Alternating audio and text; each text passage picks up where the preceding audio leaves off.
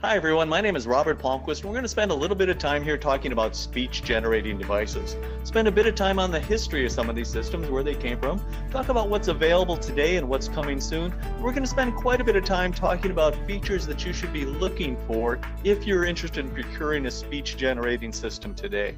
So let's go ahead and get started. I'd like to start talking a little bit about first my background and how I got involved in speech generating devices.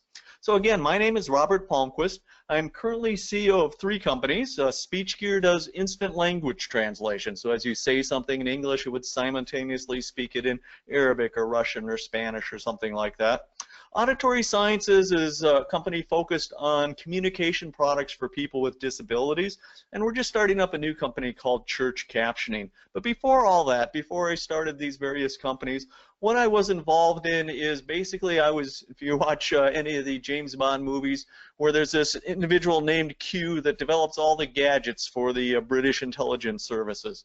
Well, I was Q for the US military, and so developing all sorts of neat little gadgets, grasshoppers that would hop upstairs or devices that would slide under doors, to big systems like robotic arms in orbit that would maintain our satellite systems. And so very much high technology. I am a admitted geek. I find it very relaxing to sit down and read a technical paper in the evening. It's something I would very much enjoy doing. So again, a very different background than perhaps most people. But how did I get involved then in the speech generating systems? And the answer is my wife is a speech pathologist working in the high schools, middle schools and high schools. And she was continually bringing home some of these speech generating devices with her to program in the evenings. And I was just, I'll use the word appalled at the what these devices were doing. I mean, that's a very strong word, but it was a very strong feeling. These systems were, and some of them today are, extremely expensive. People were paying in the order of $7,000, $8,000. This particular device here today is still available for $8,000 to buy a communication device. And typically, individuals do not have a lot of discretionary money to spend, and so I was just amazed at the expense of these things. Also, the technology that was put into these was extremely outdated. Very robotic voices, very outdated interfaces, which made them very difficult to use. And it quite shocked me in terms of the state of the art of what was happening in the speech generating devices. And bottom line is, very easily, we could do much better. And the community as a whole has done much better. So over the last decade, you've seen some very significant changes in speech generating systems. And we're going to talk about those quite a bit as we move forward. Here's what we're going to be covering. So we're going to go over the 4 basic types of speech generating devices that are out there. There's a purpose for each of these, and we're going to go the pluses and minuses of these various types of systems that are out there.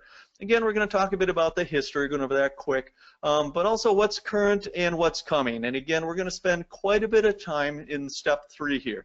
Features to look for in today's system. So if you're in the market, if you're wondering what's out there, we're going to give you some advice in terms of systems to look for. A little bit of time of funding, where to get it. I always get asked that question. And then to give you some areas, some links where you can keep up with news in terms of speech generating devices. So let's start out here talking about the 4 basic types of speech generating systems. And we're going to start really simple here. So again, as I mentioned, my involvement with the military side, and in the military, still used today, are very simple communication boards. So basically, pieces of paper with a glossy laminate over to keep them from getting wet. You know, this is a $5 communication system, and it still serves a very nice purpose. Very obviously low verbal here. You're not going to be able to hold a conversation like we're having today. But when you're in a pinch, certainly something like this can certainly help you out. In addition to that, you have these static electronic boards, where what you're doing is having a very limited fixed set of phrases that are going to support typically an individual with very limited cognitive skills.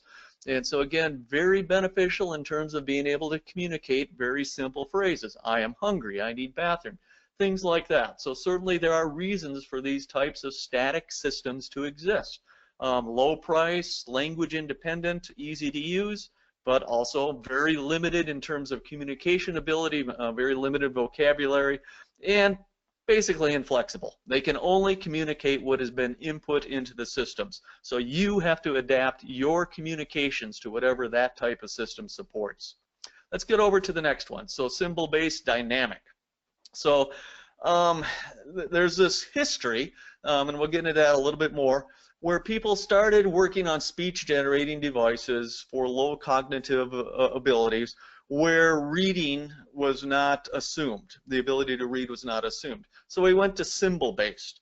And what unfortunately happened is the ability to use 3 or 4 symbols to put together a very simplistic phrase, I want water, ended up trying to become more verbose, and ended up with these systems with hundreds and hundreds of symbols, which are very difficult to use. I'm a technology geek. I understand technology very well. It would be extremely difficult and extremely frustrating for me to generate speech as I'm doing right now using a symbol-based system. It'd be basically impossible. But yet that is the approach that a lot of systems used and are still using today. You can see systems like this that are available today with all these pictures and layouts and icons, and it's really a challenge to be able to use those to generate speech. And people decided to take all these symbols and squish them down into even smaller sized formats. So now on your iPhone, you can have all these tiny little icons, and you're supposed to be able to somehow press them in order to generate phrases. Very difficult to use. Upside, compared to a static system, they are more verbose. You do end up with low-cost software applications. Certainly, we're well beyond the side of $8,000. Now we're talking $8 for these types of software applications. But the symbol interface is very difficult to use. If you have the ability to read, you do not want to use a symbol-based system. Very simple. Very simplistic. You don't want to do that. So let's get over to some of the other ones. Third type that I want to cover is people are starting to develop handwriting interfaces. Why is that so important? The answer is, with a verbose system, you need to somehow be able to enter character sets. If you're using a typewriter-only system, such as a laptop, that's a very portable system. I can take that laptop, I can move it from one desk to another desk, and be able to type with it and generate speech. But I can't use it while I'm on the go, when I'm on my feet. For example, out on a golf course, or maybe walking down in the hallway in an office complex, or in a shopping mall. It's very difficult to be able to find a counter in order to place a device in order to start using it. So you want a device that can be used with a single hand. Again, symbol-based, you could do that, be tapping, but very difficult to have conversations. But writing-based systems, you can write with one hand as long as you have the fine motor skills to do so, and it becomes very verbose. Tapping on the screen, combining that with writing, becomes a very nice interface to be looking for. So again, extremely verbose. You can say absolutely anything that you want. You do not have to write out entire sentences, which would take time. The other person might get frustrated by that. You can create shortcuts and be able to use those. We'll get into those features in step 3 here that you want to be looking for. The stylus also means that you can draw. So this is a communication tool. So in addition to speaking phrases out loud, you could pull up a picture, for example, or a calendar, and be able to circle on that, or just a whiteboard, and you could sketch out something that you're looking for. So again, a stylus also gives you additional abilities beyond simply being able to generate speech. The downside, handwriting does require fine motor skills, the ability to write. And so again, we're going to talk a little bit more about this. The fourth system, which is always out there, is hybrid systems that do indeed combine all these approaches. So very versatile. The system adapts to how you want to communicate versus the other way around. But again, more options, not necessarily better for all users. This is designed more so for people that, again, cognitively are at level to their peers. And so if you fit that category, certainly you want to be looking for some of these hybrid systems. So let's talk a bit more details here. And we'll go a bit into history. I'm not going to spend a whole lot of time here, but I kind of find it interesting to know what was happening in the past in terms of how we got here today. So let's talk really quick about understanding speech. I hope you can hear these. I'm going to turn up the volume a little bit on my speaker here. But in the very past, what we had was very robotic sounding voices, something like this. Oops, let's see if I can get that again. Danger, Will Robinson, danger. And so that's back from the old TV series Lost in Space. I'm really dating myself here. But if you remember that, the robot was always talking about danger, Will Robinson. And let's jump forward at least to the 1980s here with C-3PO and Star Wars. Hello, sir. I am C-3PO Human Cyborg Relations.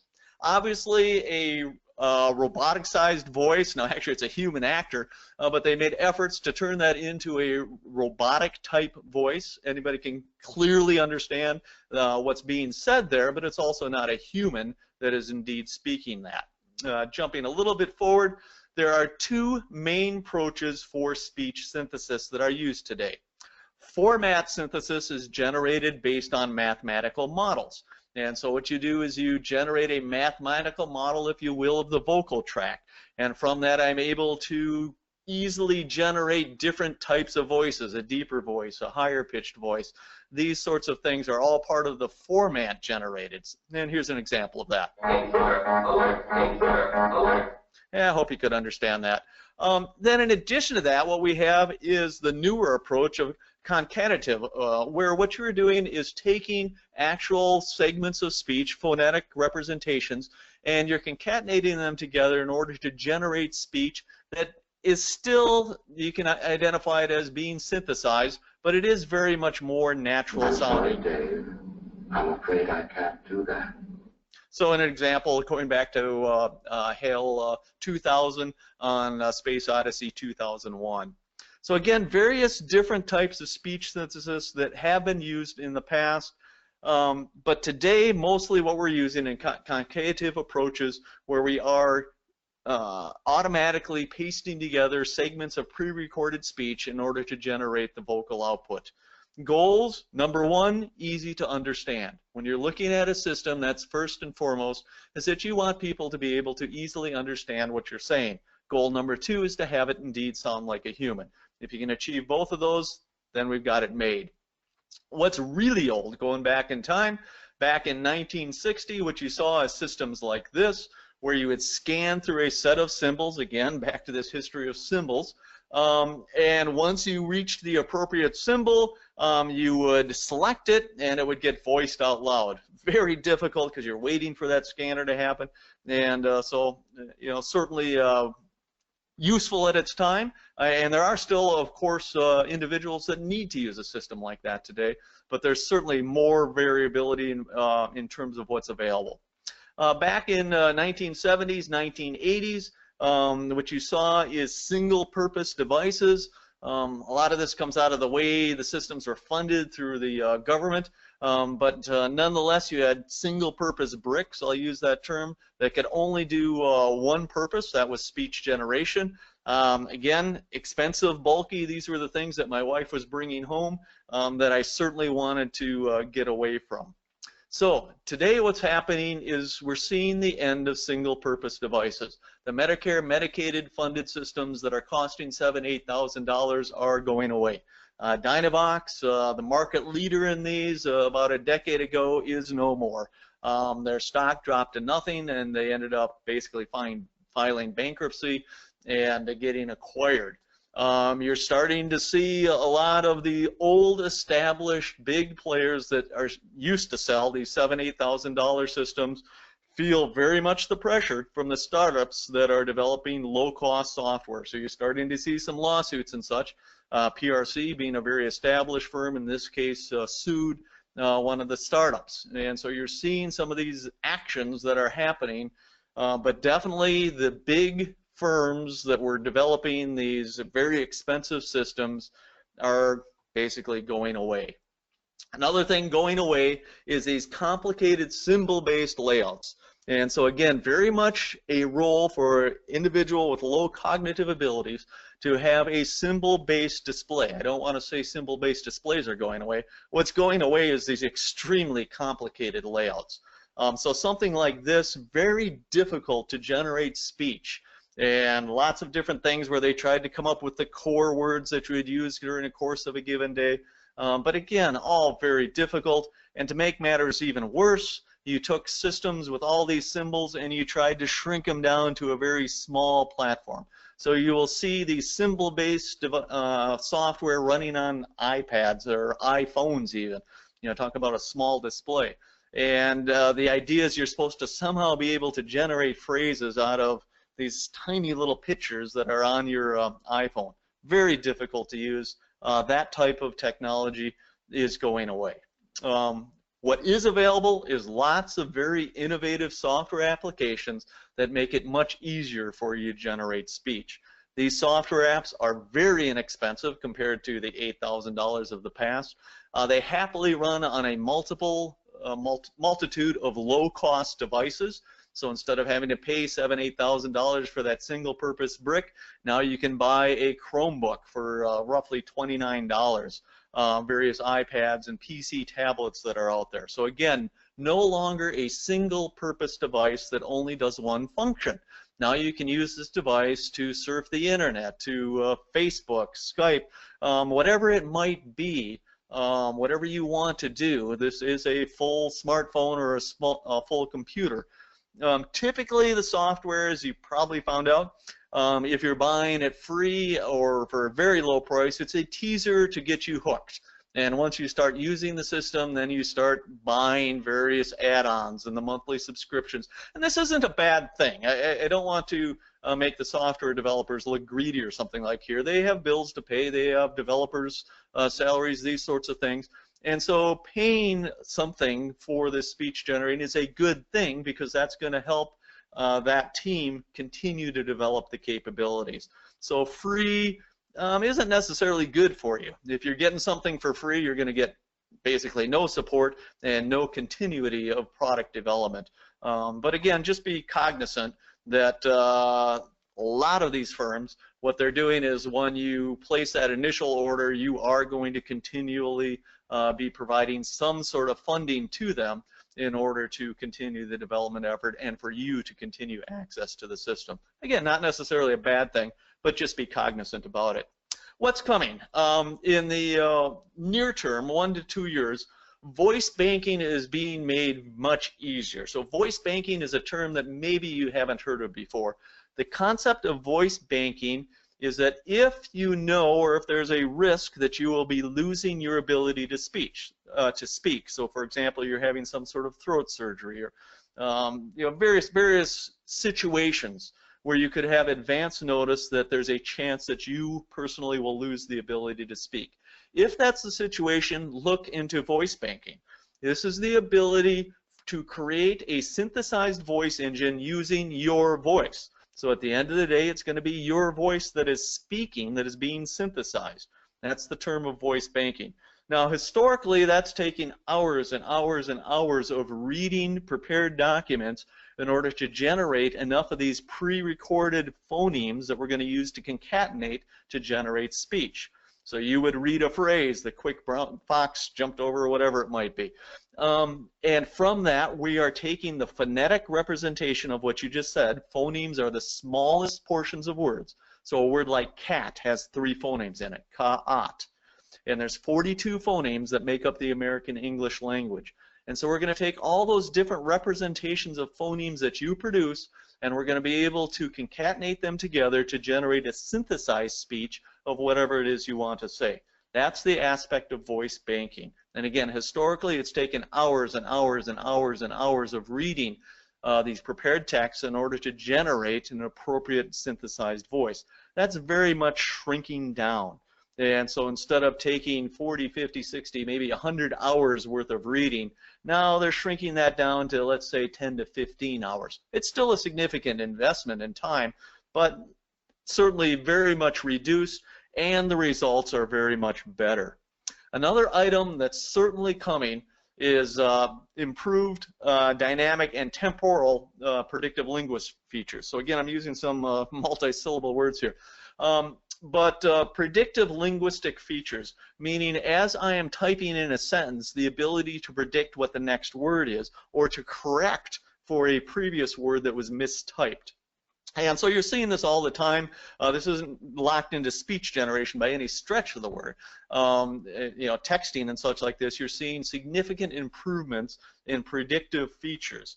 Now, dynamic means that I'm able to contextually search the input stream and go back and correct words that were previously entered. So I'm not doing this on a word-for-word basis. I'm doing it as the sentence is constructed. Temporal means I'm using a timestamp as part of this predictive element. So in the morning at 7 a.m., I'm definitely going to be using a different set of word groupings than I would, say, at 7 o'clock at night. And so by using a temporal and geographic-based modeling, I can better estimate or better predict the various sentences that are going to be input. The results are actually quite magical. It's very encouraging, some of the features that are coming up when you combine dynamic with temporal with geographic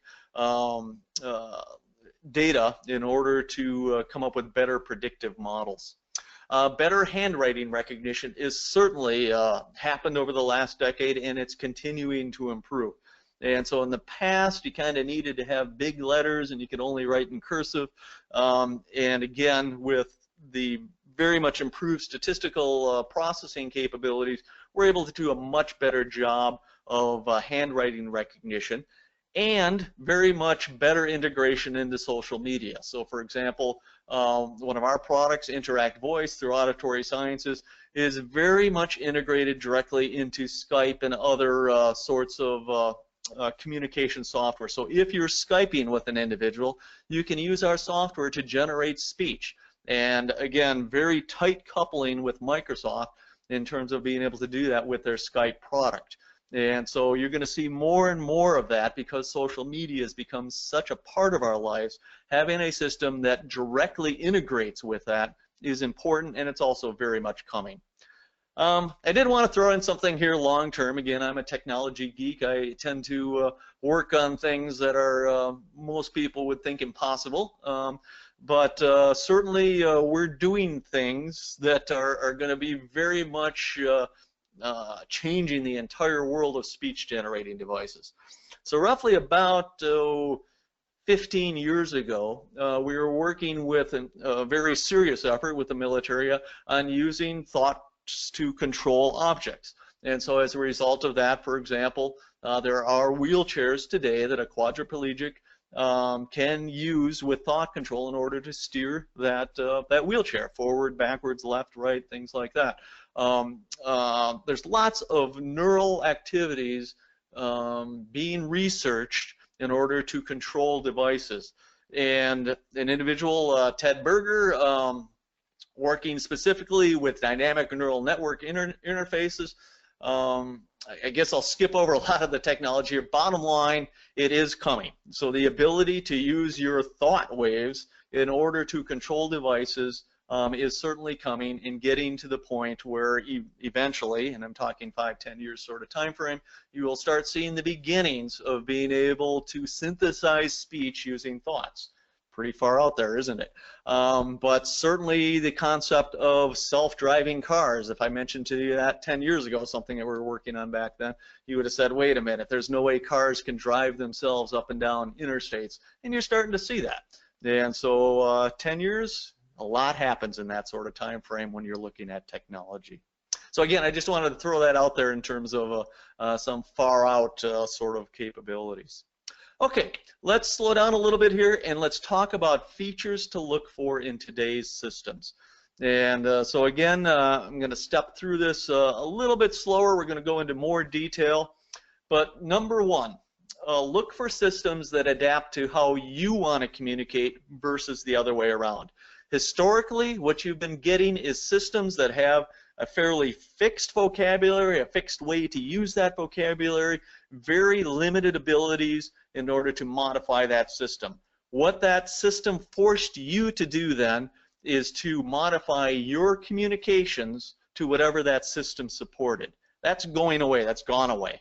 With new systems, you want a system that will adapt to how you want to communicate. The system needs to adapt to you. Each of us has our own personalized way of communicating, our own mannerisms, our own idioms, colloquialisms, acronyms that we might use, inflections, all the above. And you want a system to reflect your personality instead of changing your personality to whatever the system can support. That's important, and it's also very much available today. The ability to say absolutely anything that you want to say. The ability to add your own vocabulary, the ability to create your own shortcuts. You want those shortcuts to be created by you because that way they're meaningful to you. They're directly applicable to your situation and how you want to communicate. The ability to add a personalized voice. If you want a British accent, you should have a British accent, or Australian, or an Indian, whatever it might be. If you want to talk a little bit slower, talk a little bit faster, in a deeper voice, or a higher pitched voice, all these capabilities are available in systems today, and you should look for a system that supports that. We talked a little bit earlier about systems that support one-handed usage, and this becomes quite important if you're an active person. If you're out on the golf course, if you're going out shopping, if you're on your feet at work, walking down a hallway or in a warehouse, anything like this, you want the ability to be able to communicate holding that device in one hand and tapping or writing with the other one. A two-handed system isn't going to suffice for you in those situations where you're on the go, where you're on your feet, where you're moving. Also, no need to connect to the internet. You might be surprised by that because internet and connectivity is everywhere. Well, it's not. So what you find often, especially if you're traveling overseas or if you're inside a parking garage or something like this, you're in situations where you may not be able to connect to the internet, especially if you're working for the military in classified type environments where the internet is strictly, no internet is strictly enforced. But bottom line, most of the systems out there today do have a mode, at least, in which they can run without any connectivity to the cloud. And it's something to think about as you're looking for a system. Let's get a little more specific here. So look for systems that have the following. First of all, software that you own can back up and reinstall. And so when I say software that you own, that means that you have a physical copy that you can have on your premises. If you are just subscribing to a cloud-based model, that's great as long as A, you have internet connectivity, which again you may not always have, and B, as long as cloud company is still in business. A lot of the startups that are working on speech generating systems are significantly underfunded. They're trying to put systems out for free at low cost, and there's a bit of a cost proposition there, and so there is no guarantee that that cloud-based only company is still going to be around next month. You don't want to be in a position where you're creating this personalized system, customizing it for all use, for your particular use, and all of a sudden it's gone. So have software that you can own, that you can back up, and you can reinstall. What do I mean by that? Devices, speech-generating devices, are going to break. They're going to fall out of your pocket. They're going to hit the concrete. You may step on it. Whatever it might be, those systems do break. And you want the ability to be able to reinstall all that information that you've created and become familiar with using on another device should that accident happen. And it will happen. I mean, it's just reality of life that things break.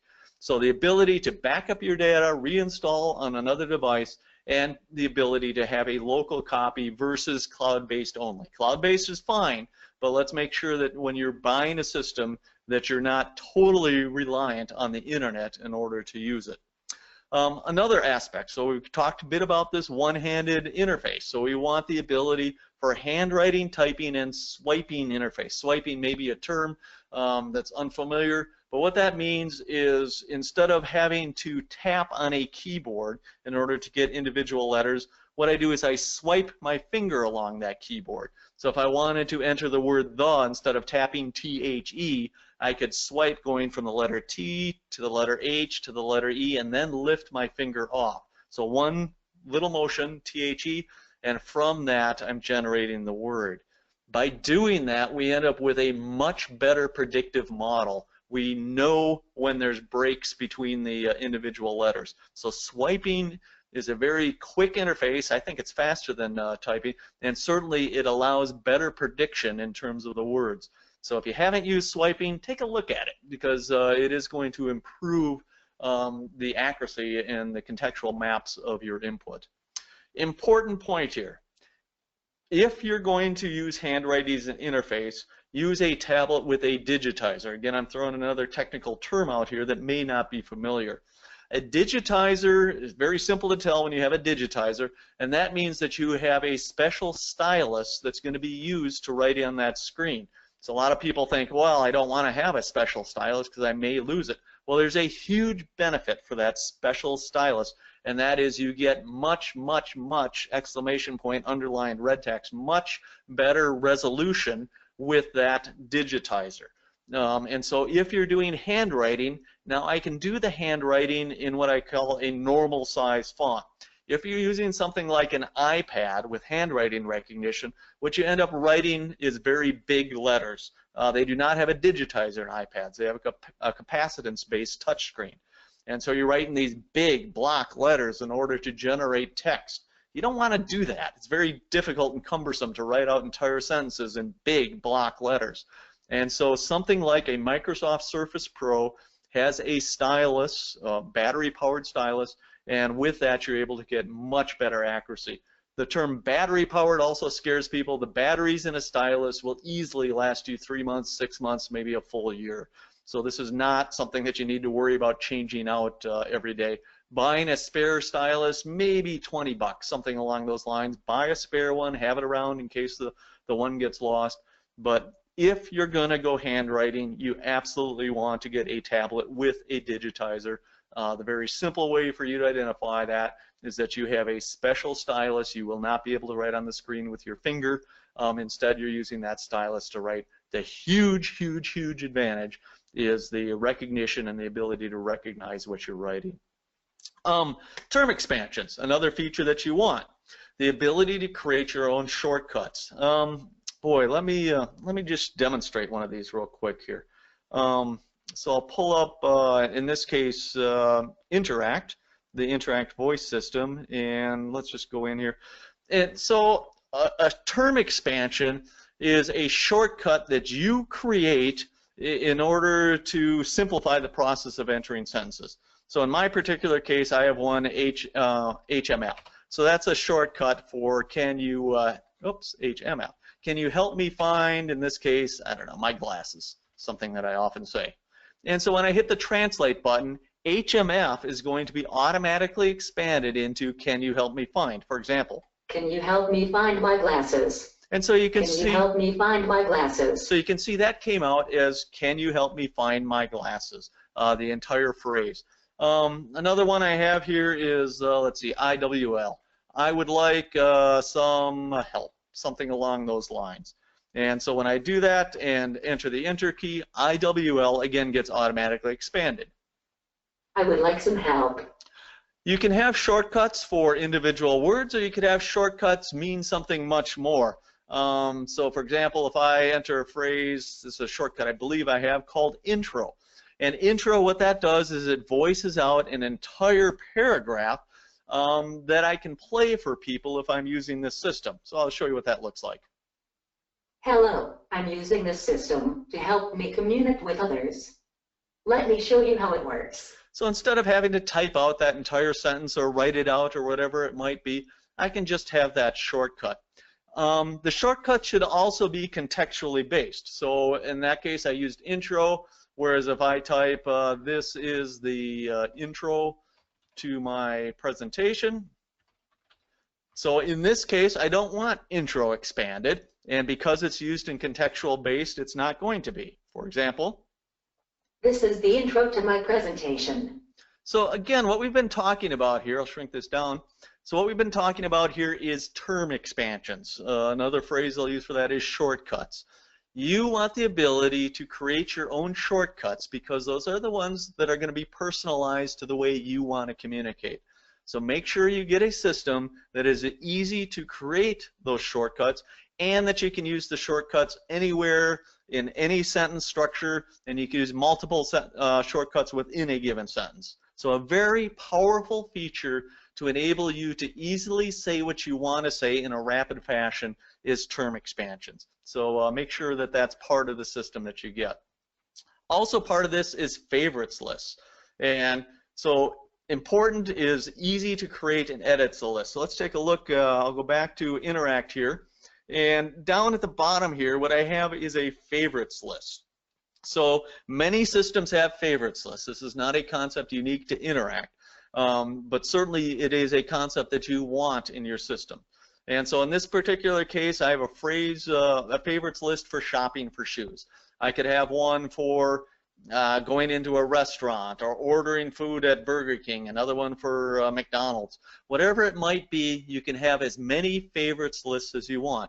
And these are simply phrases that you pre-populate that you'll use in a given situation. So for example, this one is called shopping for shoes. And so I could type something like, or I could tap on something like this. I need a size 8 shoe. And that's going to get voiced out loud.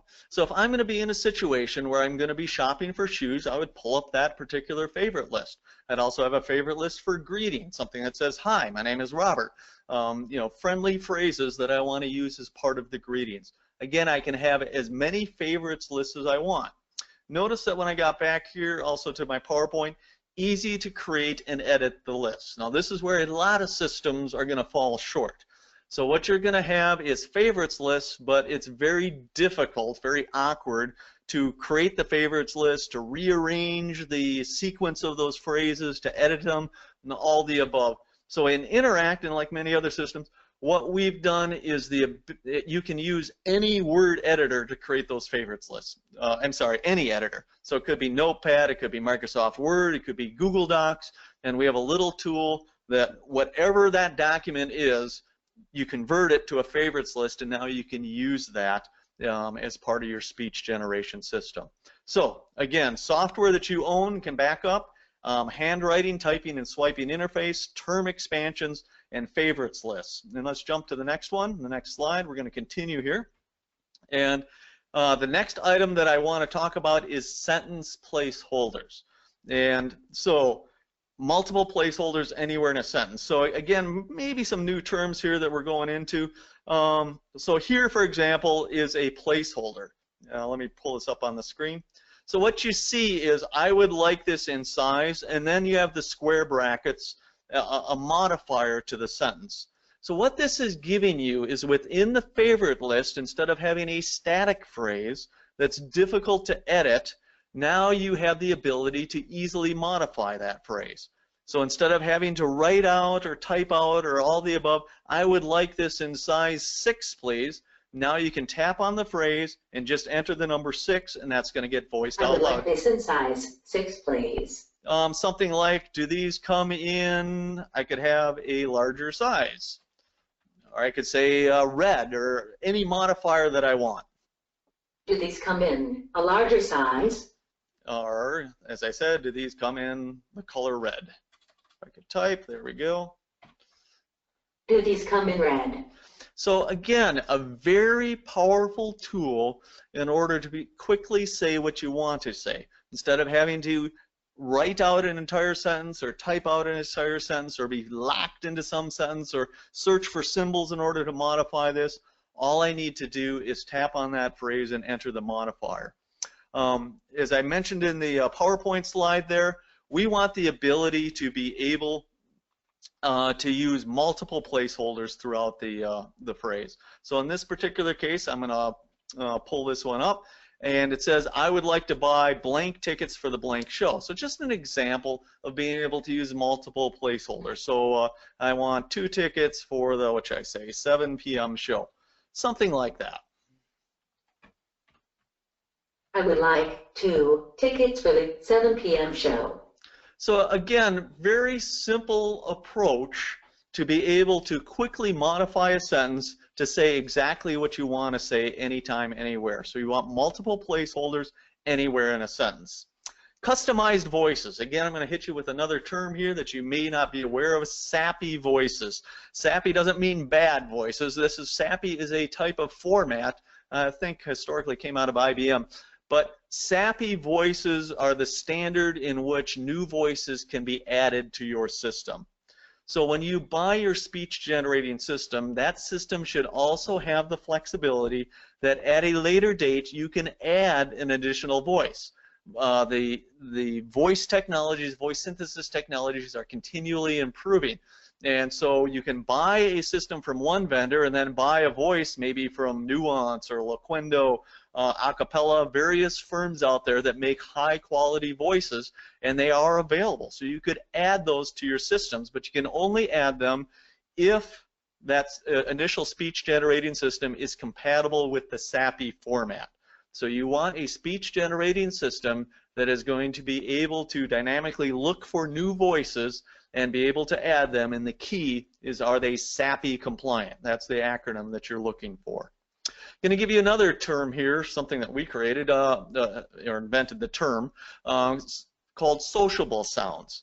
And these are the sounds that you use in normal conversations, very polite conversations, where somebody's talking to you, you respond back with the sociable sounds. Words like yeah, yeah, sure.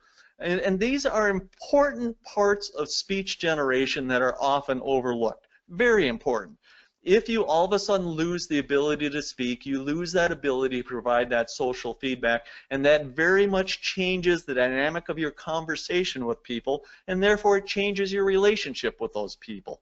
And so the ability to have sociable sounds is important, and it's also certainly supported by systems. And so, for example, let me jump over here. And again, I'm using a female voice in these particular presentations, just so it's distinguished from my male voice. But certainly, if I were using the speech generation system in real life, I would be using a voice that's appropriate for me. But here, for example, we have a variety of sociable sounds. Huh. And so, again, just polite feedback that people are expecting as part of a conversation. Okay. Sure. Thanks. And so all you're doing is tapping on the screen in order to provide that sociable feedback. Again, very much overlooked by most speech generating systems, but very important in terms of the capabilities of the system that you're looking for. As part of the sociable sounds, you want them to be natural sounding. Voice synthesis engines have a very difficult time generating natural sounding sociable sounds. And so whatever system you get, you know, people will say, well, I could just enter a phonetic representation of that sociable sound into the voice engine, but it's going to come out sounding pretty poor. So spend a little bit of effort evaluating the system by seeing how well they support sociable sounds. Things like okay, yeah, sure, okay, but oh, those sorts of things are very difficult for a voice synthesis engine to support. A final element that we want is wireless external audio speakers. So the devices that you're getting, a Chromebook or a Microsoft Surface Pro, a lot of these have pretty low, well, they definitely have low-end audio speakers. So in a quiet environment, if you were at home, for example, that audio system is going to be fine. But put yourself in a shopping mall or in a cafeteria or a restaurant of any type of noise, or driving down the highway in a car with some noise.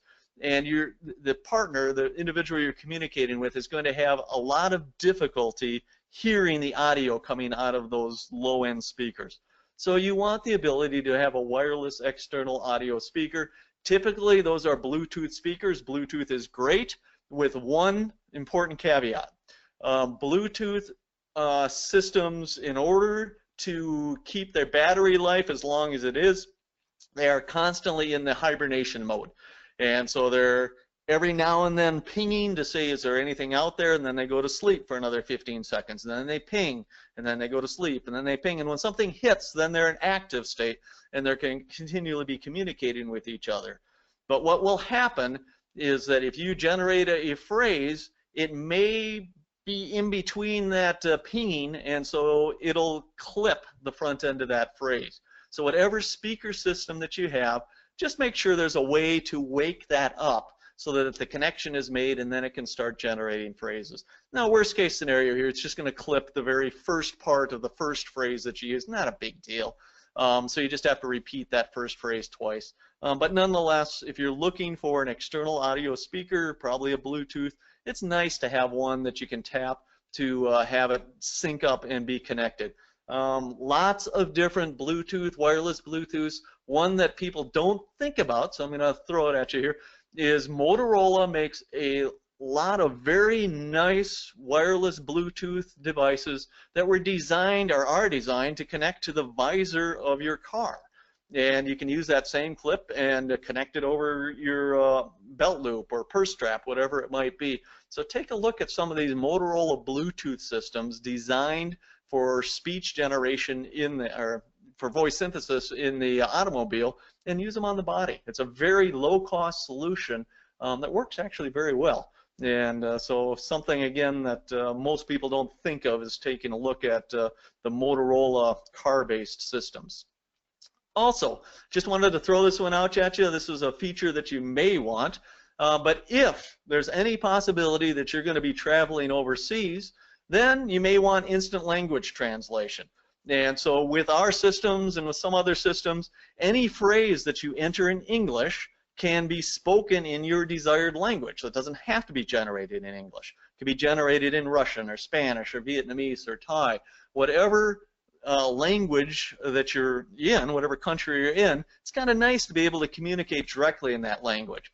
One thing that's important, that if you're doing this, you want that language translation to be occurring locally on your device, because you may not have internet connectivity, and if you do have internet connectivity, it may be very expensive. You're paying roaming charges in order to do that. So it's very nice if you can have the translations occurring locally on your device versus in the cloud someplace. And it's very nice to have bi-directional language translation. So even though you can ask a question, for example, can you help me find this address, and that would get voiced out in Russian or Vietnamese or Spanish, it's nice when that person responds in Spanish for you to be able to understand what they're saying.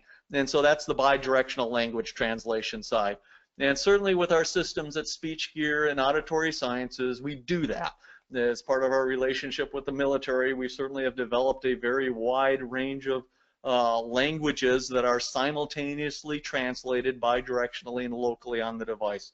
So again, if you're traveling, it's just something to consider about. If you're potentially going to travel, it's just something to consider, is that, hey, I should get a speech generation system that's going to support me and how I want to communicate, which if I'm traveling to Sweden, I perhaps want to be able to speak Swedish.